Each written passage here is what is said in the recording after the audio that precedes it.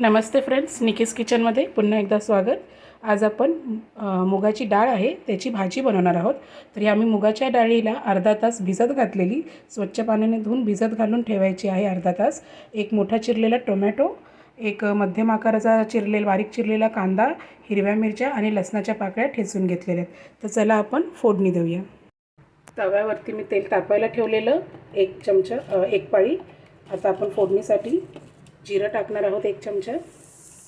गॅसची flame medium to low. जिरं तडतडलं की लसूण टाकायचं आहे।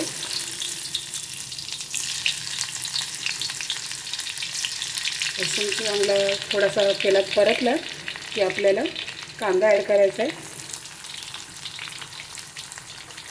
कांदा ॲड करूया। कांदा टाकून झालेला आहे आणि आता आपण हिरवी मिरची टाकूया। लसूण, हिरवी मिरची आणि कांदा चांगला परतून घेऊया आपण तव्यावरती।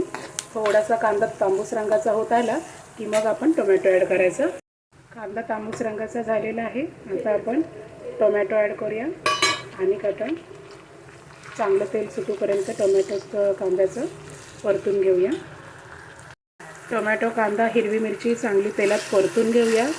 चांगलं त्याला मऊ होऊ दे, शिजवायचं आहे मऊ होईपर्यंत। गॅसची फ्लेम आपल्याला मीडियमच ठेवायची आहे आणि आपल्याला इथे अर्धा चम्मच हळद घालायची आहे। हळद घालून चांगलं त्याला परतून घेऊया। कांदा टोमॅटो बऱ्याचपैकी चांगला परतून झाला आहे, तेल चांगलं सुटलेलं आहे। आता आपण जी डाळ भिजवून ठेवलेली मुगाची, ती आता ह्याच्यामध्ये ॲड करणार आहोत।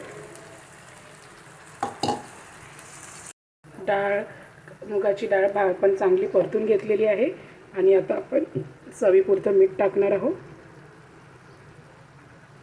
तव्यावर टोपात तुम्हाला ज्याच्यात ठीक वाटतं त्याच्यात ही डाळ बनवा, भाजी बनवा सुकी मुगाची। आणि आता आपण चांगलं ह्याला मिठाला भाजीत मिक्स करून घेऊया। थोडंसं आपण अर्धा ग्लास पाणी टाकून ह्याला वाफेवरती चांगलं आता शिजवू द्यायचं आहे। सरसरीत अशी भाजी बनवायची आहे। टिफिनसाठी, प्रवासासाठी अशी भाजी छान लागते। तर आता आपण ह्याला झाकणी झाकूया आणि 10-15 मिनटं आपण ह्याला चांगलं गॅसवर मंद आचेवर शिजू देऊया।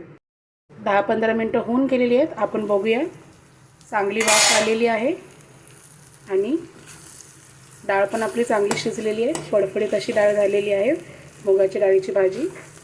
तर आपली ही भाजी बनवून रेडी आहे। तर तुम्ही पाहिलं, साध्या सोप्या पद्धतीमध्ये आपण मुगाच्या डाळीची भाजी बनवलेली तव्यावर एकदम कमी साहित्यामध्ये। तर नक्की ही रेसिपी तुम्ही घरी ट्राय करा आणि माझ्या चॅनलला लाईक, सबस्क्राईब आणि सपोर्ट करा। थँक्यू।